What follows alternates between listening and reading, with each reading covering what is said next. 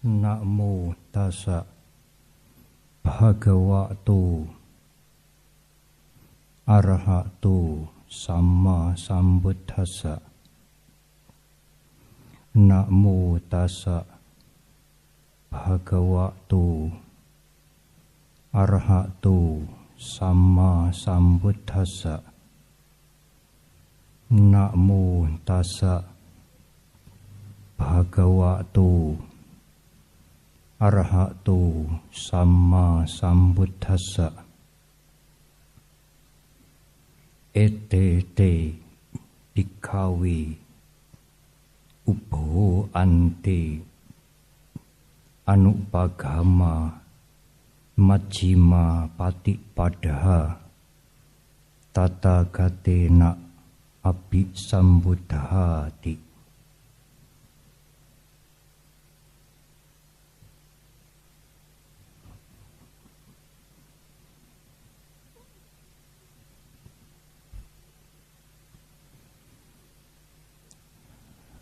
Para biku, para samanera, para pandita, ibu, bapak dan saudara-saudara yang berbahagia.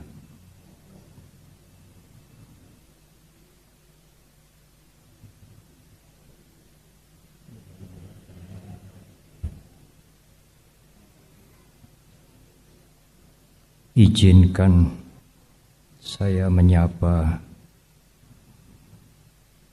Bapak Pembimas Buddha pada Kementerian Agama Provinsi Jawa Tengah yang masih baru.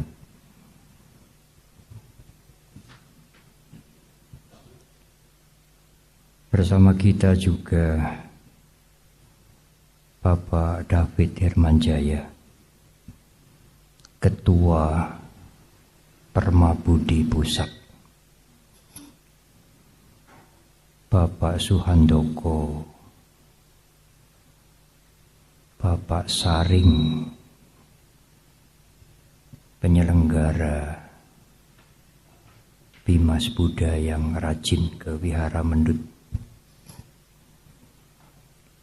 pimpinan-pimpinan wihara, pimpinan majelis, umat Buddha Mundilan, dan kota-kota di sekitar Mundilan yang berbahagia.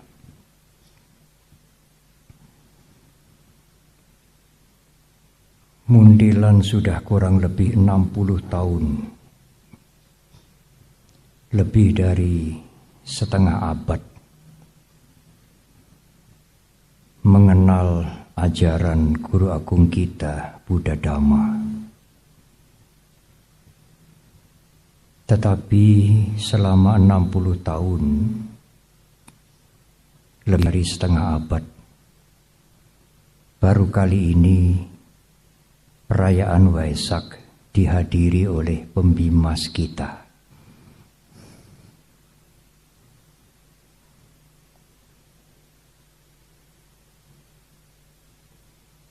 Dan untuk tahun ini, perayaan Waisak TITD Hok An Kiong Mundilan diselenggarakan bersama-sama dengan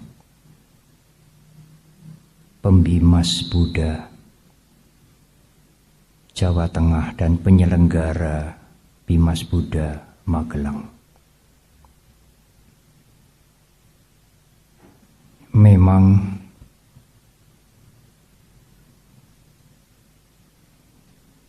pemimpin kita sudah sewajarnya Tutwuri Handayani.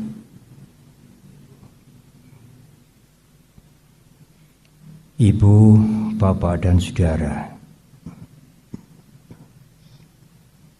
2 tahun penuh kita tidak saling bertemu bersama-sama.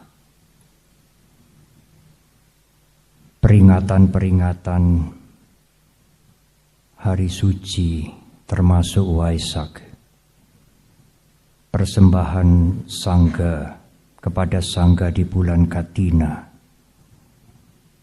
termasuk juga perayaan Asada. Selama 2 tahun tidak ada sama sekali. Malam hari ini adalah untuk pertama kali setelah 2 tahun kita semua absen dari perayaan bersama. Wihara mulai merayakan atau memperingati Waisak. Dan bagi saya sendiri, TITD Mundilan adalah yang pertama untuk saya. Selama 2 tahun absen dari perayaan Waisak. Dan inilah Dhamma Desana yang boleh saya berikan untuk pertama kali setelah 2 tahun, hanya rekaman-rekaman.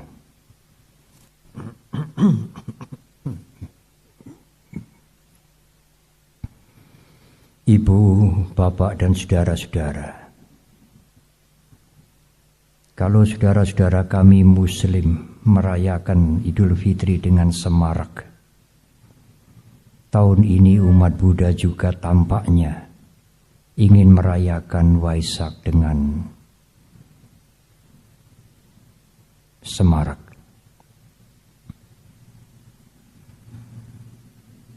Ibu, bapak, dan saudara-saudara, sudah kita ketahui dan sudah kita menjadi pengertian yang hafal bagi kita bahwa Waisak dikenal juga dengan Trisuci, memperingati saat Guru Agung kita dilahirkan, mencapai pencerahan dan mangkat atau parinibbana.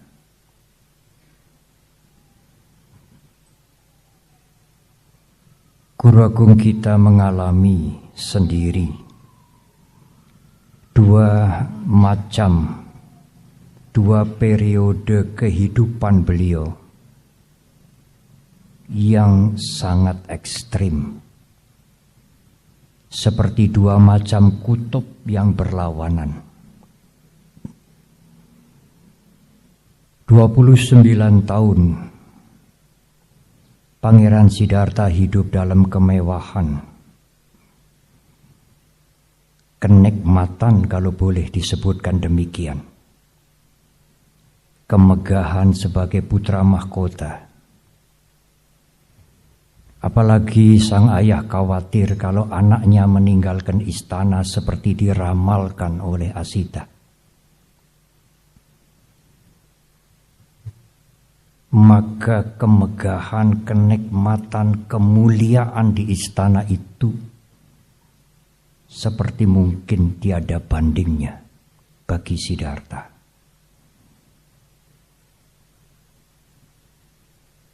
Tetapi suatu saat pangeran kita melihat penderitaan di luar istana.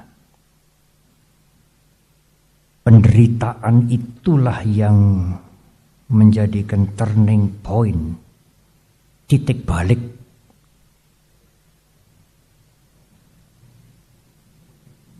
Yang di luar jangan ngomong-ngomong.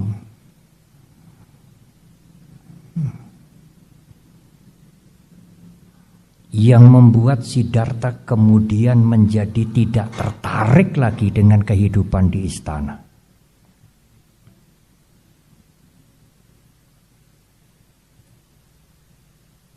Orang-orang sakit, lepra, orang tua renta, kematian yang tidak pernah beliau lihat di dalam istana.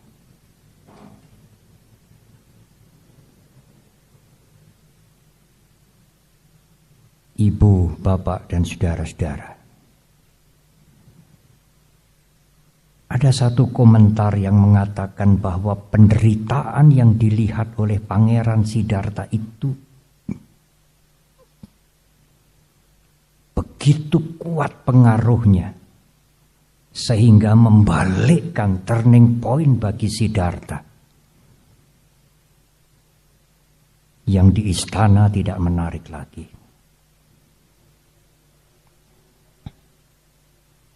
Ada benarnya ibu bapak dan saudara, tetapi tidak sepenuhnya benar. Turning point yang membalikkan Siddhartha menjadi bosan di istana. Istana tidak menarik lagi. Kedudukan, kemewahan, kenikmatan, bahkan kekuasaan tidak menarik lagi. Kekuatan yang membalikkan itu sebenarnya bukan hanya melihat penderitaan. Mengapa? Karena banyak orang, ribuan orang juga melihat penderitaan seperti Siddhartha.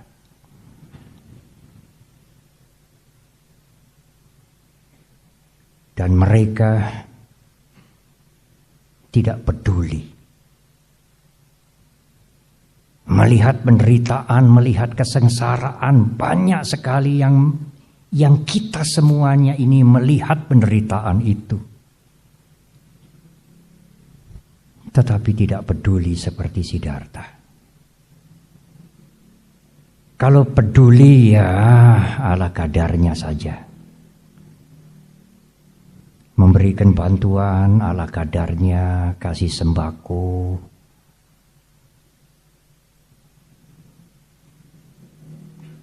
Apalagi sekarang memberikan sembako itu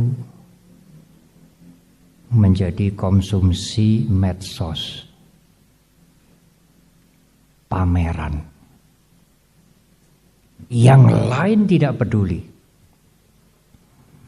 Yang penting keluargaku tidak menderita, tidak sengsara seperti itu. Aku sudah bersyukur. Bersyukur karena keluarganya tidak menderita. Amat berbeda dengan Pangeran Siddhartha. Pangeran Siddhartha tidak bersyukur karena hidup di dalam kecukupan dan kesejahteraan sementara yang lain menderita. Beliau tidak bersyukur untuk dirinya.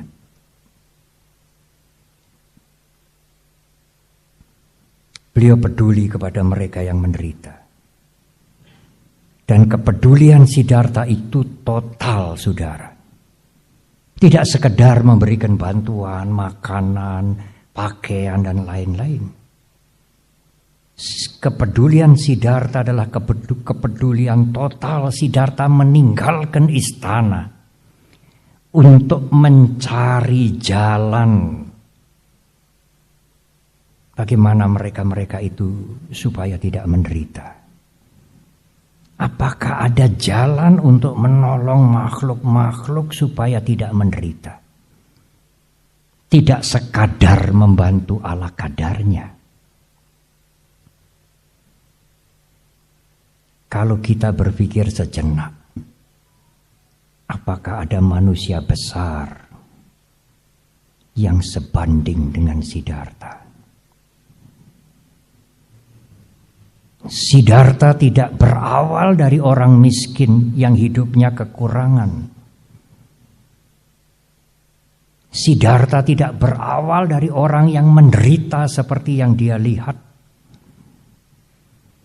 Siddhartha putra mahkota yang sangat dimuliakan oleh keluarganya. Tetapi Siddhartha ingin mencari jawaban mengapa yang lain-lain itu menderita. Dan beliau sadar bahwa penderitaan itu, sakit itu, umur tua itu, kematian itu juga bisa terjadi pada dirinya sendiri. Mengapa demikian? Tidak ada yang bisa menghalangi Siddhartha. Konon ayahnya ingin menghalang. Konon pada waktu Siddhartha menaiki kuda putih Kantaka di luar tembok istana, Mara muncul dan menghentikan, berhenti dulu pangeran. Jangan meninggalkan istana. Apa yang engkau harapkan, apa yang engkau inginkan akan kuberikan semua. Tapi jangan engkau meninggalkan istana. Termasuk menjadi Raja Cakrawarti. Siddhartha menjawab, memang aku punya keinginan kalau engkau bisa memenuhi. Apa keinginanmu? Aku ingin orang-orang tidak menderita. Aku ingin tidak ada usia tua, tidak ada penyakit dan tidak ada kematian. Aku ingin tidak ada penderitaan bagi orang-orang. Apakah kamu bisa memberikan? Mara menyerah. Kalau itu aku tidak bisa memberikan. Dan Siddhartha meninggalkan istana untuk selama-lamanya. Siddhartha tidak segera mendapatkan jawaban. 6 tahun Siddhartha sengsara. Kalau ibu bapak dan saudara pernah ziarah ke India, bagaimana tempat Siddhartha sengsara.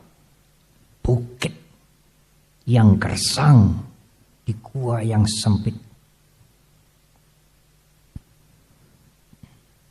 Sampai katanya kalau tangannya meraba perutnya, tulang punggungnya bisa terpegang.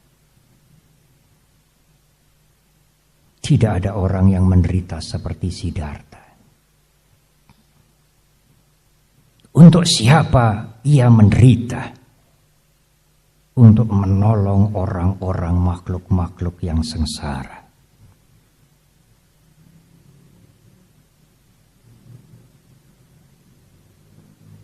Saudara bisa membuka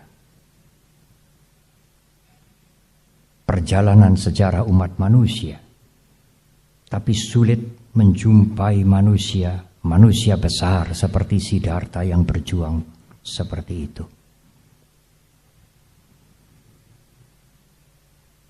Mengapa Siddhartha bertapas demikian keras? Karena tidak puas dengan guru-guru yang semula beliau datangi. Alarakalama, Udakarama Putra, dan lain-lain. Tetapi bertapa yang sangat keras itu juga tidak ada hasilnya. Seperti kemegahan, kesenangan, kenikmatan di istana tidak bisa menghapus penderitaan. Bertapa menyiksa diri juga tidak bisa menghapus penderitaan. Guru Agung kita tidak menemukan jalan jawaban untuk membebaskan makhluk-makhluk dari penderitaan dengan bertapa sekian lamanya. Siddhartha meninggalkan cara yang ekstrim itu. Kemudian mengambil makan sederhana. Karena sebelumnya beliau hampir saja meninggal dunia. Pingsan. Setelah kesehatannya pulih, Siddhartha duduk di bawah pohon Aswatha yang sekarang disebut pohon Bodhi. Bertekad, saya tidak akan bangkit sebelum menemukan jawaban dan jalan untuk kebebasan makhluk-makhluk dari penderitaan. Sore hari, matahari tenggelam, beliau duduk. Hanya semalam, esok menjelang matahari terbit, beliau telah menyempurnakan Tewija atau Triwidya. Pangeran Siddhartha telah mencapai kebudaan sempurna. Telah menemukan jalan yang jelas sekali. Apa sebab penderitaan dan bagaimana mengatasi penderitaan itu. Pube ananusutesu dhammesu. Jalan ini belum pernah beliau temui sebelumnya. Pada waktu berguru sebagai Siddhartha, belum pernah jalan itu beliau temui sebelumnya. sebelum Siddhartha mencapai pencerahan sempurna. Belum pernah beliau dengar dari guru-guru sebelumnya. Jalan itu ditemukan oleh guru agung kita sendiri. Di bawah pohon Bodhi pada saat purnama di bulan Waisaga. Ibu, bapak, dan saudara-saudara. Pada waktu guru agung kita pertama kali memberikan ajaran, membabarkan dhamma yang beliau temukan. Beliau sebutkan, oh para biku, ubo ante, ada dua hal yang ekstrim. Ada dua ujung yang ekstrim. Yang Siddhartha sendiri mengalaminya, bukan kata orang. Anupagama, jangan diikuti. Majjhima Patipada Tatagatena Abhisambuddha. Saya sudah menyelami dengan sempurna Majjhima Patipada, jalan tengah.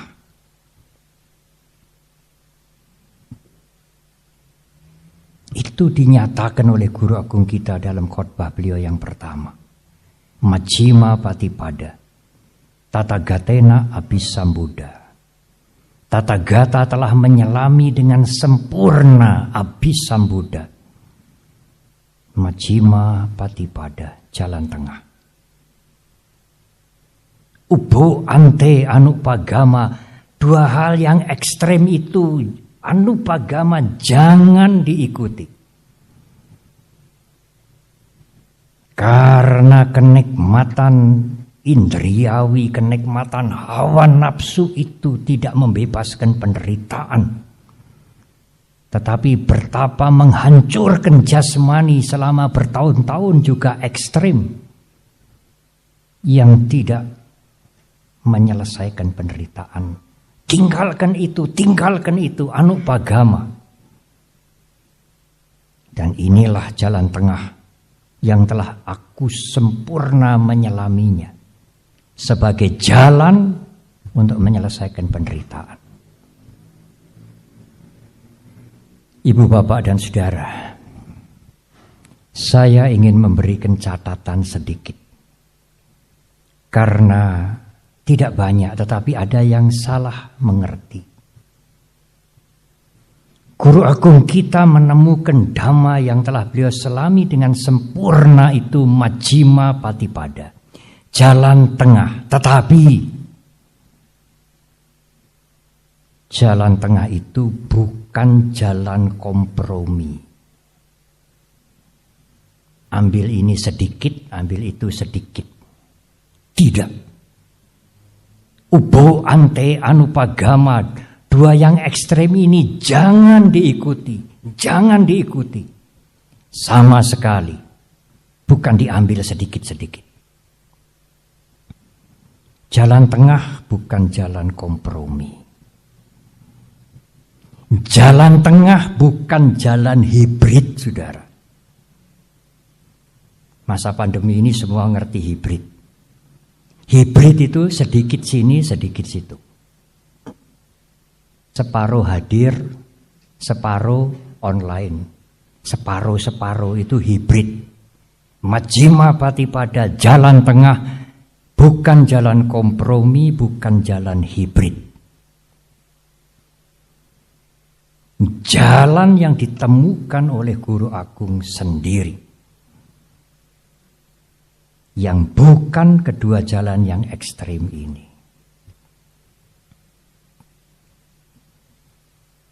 Ibu, bapak, dan saudara, kalau boleh diberikan nama yang lain, jalan tengah yang guru agung temukan itu, Majjhima Patipada itu, jalan baru, bukan jalan kompromi.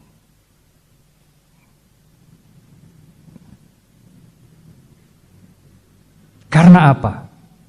Pube ananusutesu dhamesu. Guru agung kita mengatakan, saya belum pernah mendengar sebelumnya Dhamma yang kutemukan ini. Tetapi ada satu ungkapan yang Guru Agung kita juga menamakan Majjhima Patipada.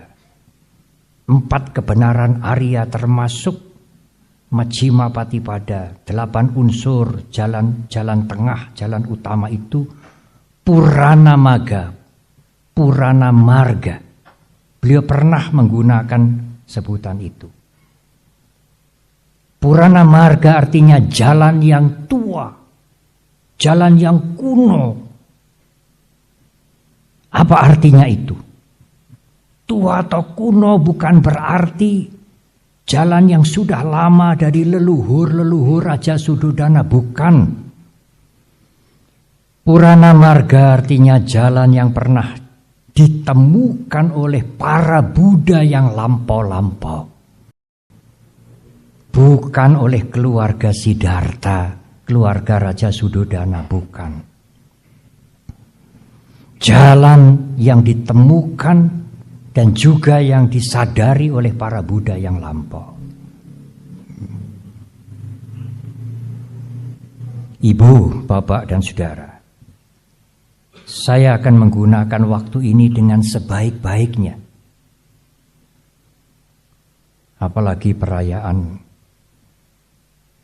Pak Karbono, perayaan peringatan, lebih tepat begitu, di Muntilan ini selalu sepenuhnya puja bakti. Tidak ada hiburan, tidak ada tari-tarian, kor-kor, tidak ada. Karena itu saya ingin menggunakan waktu ini untuk menguraikan Dhamma sebaik mungkin, tetapi sepadat mungkin. Hanya saya mohon kompromi, yang karena sesuatu hal batuknya tidak bisa ditahan, mohon pindah ruangan dulu ya. Nanti tidak enak dengan kanan kiri. Karena pemerintah belum menyatakan pandemi selesai. Ya. Jadi kalau merasa ngekel batuknya, dengan kesadaran sendiri pindah ke lain ruangan. Bisa mendengar. Apalagi nanti ada rekaman. Apakah jalan tengah itu? Jalan tengah itu satu jalan yang terdiri dari 8 unsur. Pengertian benar atau pandangan benar, pengertian bahwa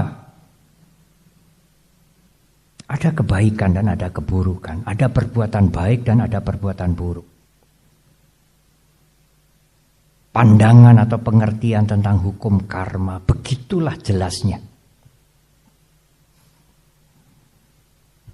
Pikiran benar, pikiran yang mampu membebaskan pikiran ini dari hawa nafsu. Karena kalau menuruti hawa nafsu, jangan harap Anda akan bebas dari penderitaan. Justru penderitaan akan bertambah-tambah. Nekkhamma sankappa. Pikiran yang tidak punya itikat jahat, abhyapaja. Itu sinonim dengan metta. Pikiran yang tidak punya keinginan kejam, itu sinonim dengan karuna. Justru ingin menolong. Unsur yang lain adalah berbicara benar, berbuat benar, dan berpenghidupan benar. Yang intinya tidak merugikan makhluk lain. Bukan hanya merugikan manusia lain, tidak merugikan makhluk lain. Menjaga ucapan, menjaga perbuatan, dan mempunyai mata pencaharian yang baik. Dan saya tidak akan lupa berkali-kali meminta jaga jari-jari Anda. Karena kalau tidak dijaga nanti menulis WA bisa jadi bencana satu. Kita mendengar baru ada bencana di pulau lain. Salah satu pemicunya karena WA. jaga jari-jari Anda. Anda boleh mengetik, boleh menulis seenak-enak Anda, boleh, tetapi jangan dikirimkan. Karena kalau kita berhadapan dengan sesama teman kita, dengan meskipun orang lain sungkan. Tapi kalau berhadapan dengan handphone yang kecil ini enggak sungkan. Ya tidak apa-apa, tapi jangan dikirimkan. Kalau dikirimkan ada orang lain yang akan tersakiti. Dan dampaknya akan meluas. Itu termasuk jalan tengah.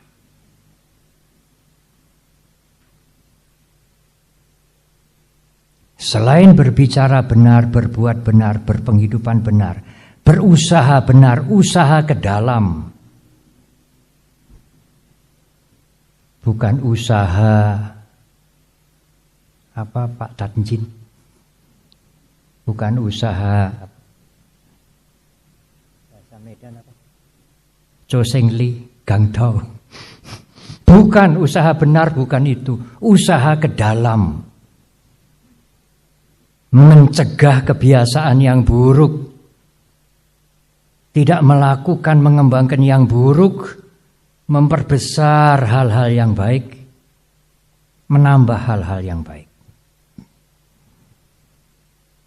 Kesadaran yang benar, dan yang terakhir, bermeditasilah yang benar. Inilah jalan tengah Ibu Bapak dan Saudara. Sebenarnya jalan tengah ini jalan yang universal. Tidak hanya cocok untuk umat Buddha saja, cocok untuk semua orang. Melaksanakan jalan tengah tidak memerlukan ritual-ritual, mantra-mantra, rapalan-rapalan, baptis-baptis jadi upasaka-upasika dulu, tidak. Tidak perlu. Punya pandangan benar, pikiran benar, berbicara, berbuat, berpenghidupan benar. Punya usaha ke dalam yang benar. Kesadaran yang benar dan bermeditasilah. Kehidupan Anda akan jauh dari penderitaan. Jauh dari penderitaan sudah tentu akan bahagia. Bagi kita umat Buddha, kebahagiaan itu tidak dicari. Kebahagiaan tidak dikejar, tidak. Tetapi semakin jauh dari penderitaan, otomatis semakin bahagia. Semakin meninggalkan penderitaan, semakin bahagia. Kebahagiaan tidak usah dikejar. Tetapi jauhilah penderitaan. Jangan menambah penderitaan. Kebahagiaan akan datang dengan sendirinya. Dan dengan menjalankan jalan tengah ini, saudara akan bahagia di tengah-tengah masyarakat. Saudara juga tidak membuat keonaran bagi masyarakat. Saudara bisa menerima perbedaan. Karena salah satu dari unsur jalan tengah ini adalah punyailah pikiran cinta kasih. Jangan punya etika jahat, jangan punya pikiran kejam. Awihingsa sangkapa. Orang yang praktek jalan tengah, majjhima patipada, akan disukai oleh masyarakat di mana dia tinggal. Akan membuat damai masyarakat dan keluarganya.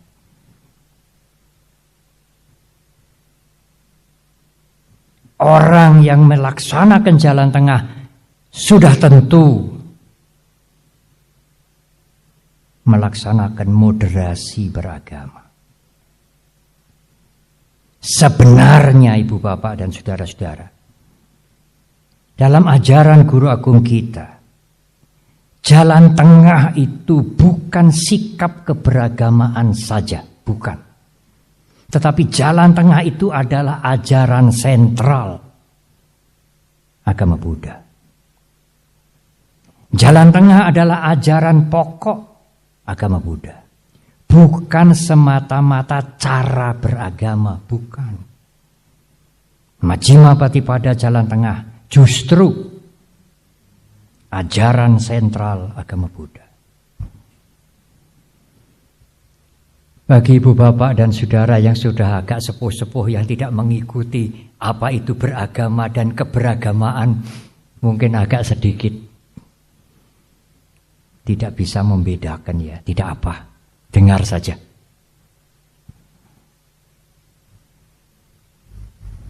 Moderasi beragama adalah cara keberagamaan.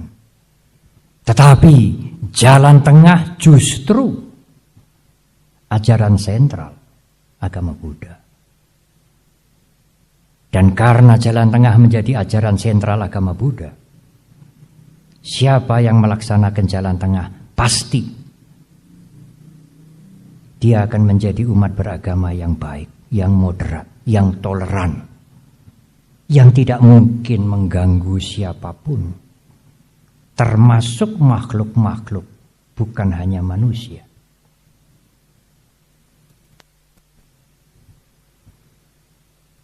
Tetapi ada pertanyaan yang tidak kalah cerdiknya. Saya juga pernah mendapatkan pertanyaan itu. Begitu mulia Bante, begitu agung ajaran guru agung kita itu. Begitu agung ajaran agama Buddha itu. Tetapi kita juga mendengar dari koran-koran, dari medsos, dari televisi, katanya di negara sana, di sebelah sana ada umat Buddha yang begini, begitu.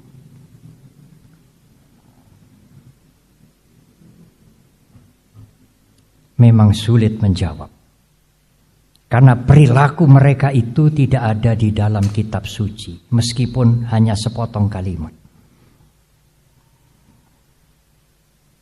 Tersurat atau tersirat anjuran untuk membunuh, menyakiti, menghancurkan, tidak ada. Sepotong pun tidak ada. Tetapi mengapa mereka yang katanya di negara sana, di sebelah sana, umat Buddha begini-begini? Memang ada penjelasannya secara detail. Tetapi saya memilih jawaban yang gampang saja. Jawabannya adalah di mana-mana saudara, anak nakal itu ada. Jadi kalau saudara nanti ditanya, jawab begitu saja. Wonten pundi-pundi lare sing nakal niku wonten. Anak nakal umat Buddha juga ada. Selesai. Tapi di ajaran, cari di ajaran, Anda tidak akan menemukan referensi kekejaman, kekerasan, dan pembunuhan di ajaran. Kalau bahasa di daerah, tidak ada dalilnya. Tidak ada dalilnya kekejaman, kekerasan, pembunuhan dalam ajaran Guru Agung kita. Ibu, bapak, dan saudara, saya pikir sudah cukup. Apalagi kalau rekaman dari Muntilan ini nanti bisa diunggah.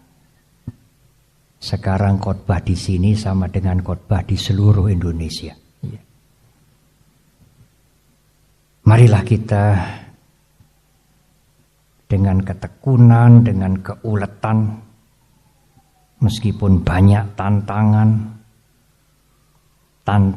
kenikmatan materi, tantangan yang lain-lain, kedudukan, kekuasaan, marilah kita tetap tekun dan ulet untuk memegang jalan tengah. Baik sebagai perumah tangga, apalagi sebagai biku samanera, pimpinan-pimpinan di masyarakat, Termasuk mungkin juga yang tidak merasa umat Buddha tetapi tertarik dengan jalan tengah. Silakan. Majjhima Patipada, jalan tengah ini adalah universal. Tidak membutuhkan persyaratan atau upacara formalitas untuk praktek Majjhima Patipada, jalan tengah. Bahkan ibu bapak dan saudara, tidak hanya jalan baru seperti tadi saya uraikan di depan.